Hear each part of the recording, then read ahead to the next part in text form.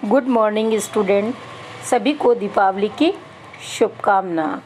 दिवाली की छुट्टियां सभी की अच्छी गुजरी होंगी।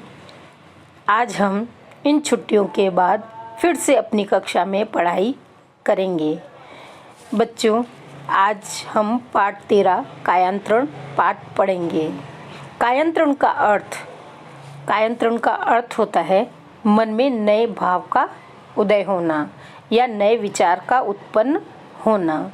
इसी कहानी के माध्यम से कवि एक छोटे बालक श्लेष के घर में चोर के आने पर किस तरह से वह बालक उसको शोर न करने का आग्रह करता है और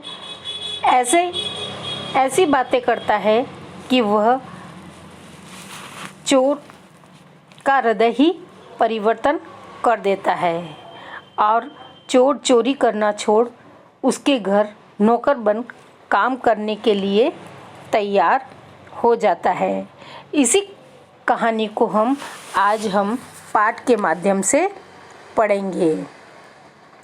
आधी रात का सन्नाटा।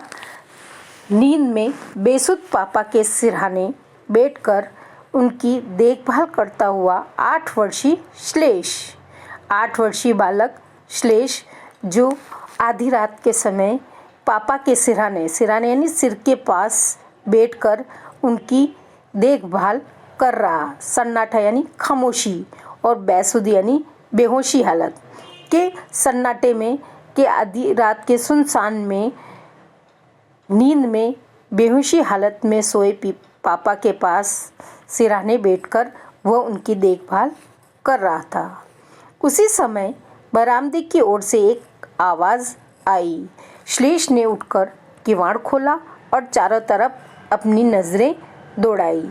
जब चारों तरफ उसने देखा तो अचानक उसकी नज़र ऊंची कांचदार दीवार पर ठहर गई कि जो दीवार बनी हुई थी घर के चारों तरफ उस पर कांच लगे हुए थे कि कोई भी बाहर का व्यक्ति उस दीवार को फलांग कर घर में न घुसे, इसलिए उस पर कांच लगे हुए थे।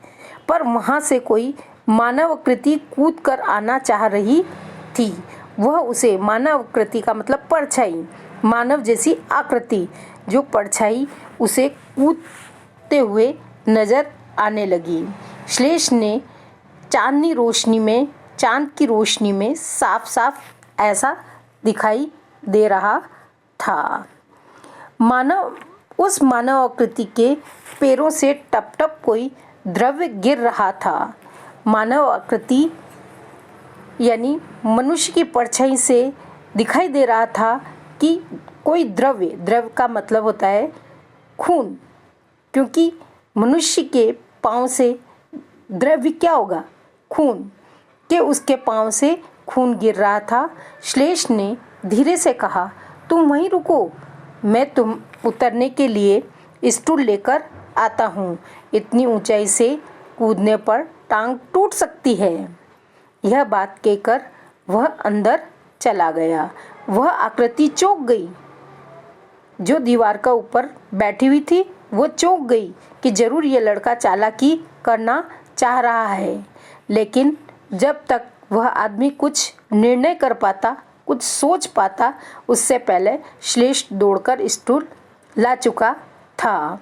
वह आदमी तेजी से नीचे उतरकर लड़के का मुंह दबाकर तक्षण सूझी अपनी युक्ति पर अमल करता।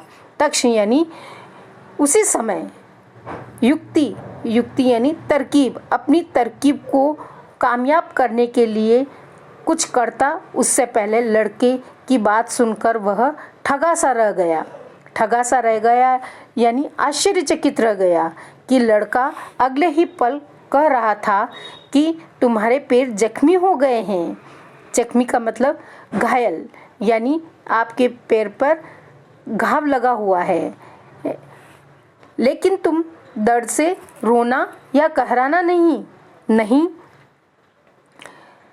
तो मेरे पापा की नींद टूट जाएगी। बड़ी मुश्किल से कई दिनों बाद आज उन्हें नींद आई है। मैं तुम्हारे लिए मरहम पट्टी का सामान लेकर आता हूँ। चोर अपनी युक्ति से काम लेता उससे पहले ही वह कह उठा कि तुम कहराना नहीं, रोना नहीं। यह बात सुनकर चोर आश्चर्यचकित रह गया कि यह बच्चा क्या कह रहा है, और कह रहा है कि तुम्हारे घाव पर मरहम पट्टी करने के लिए मैं सामान लेकर आता हूँ। यह कहकर वह अंदर चला गया। वह आदमी अवाक था। अजीब लड़का है। वह अवाक रह गया, आश्चर्यचकित रह गया कि यह अजीब लड़का है, विचित्र लड़का है। अजीब का मतलब विचित्र। विचित्र लड़का है। क्या इसे यह पता है कि मैं कौन हूँ? हाँ, उसे पता नहीं है। क्या इसे इतनी समझ नहीं कि रात की दीवार से फांद कर अंदर आने वाला कौन होता है? छोटा बच्चा है, इसलिए उसे नहीं पता कि दीवार से फांद कर आने वाला व्यक्ति कौन होता है।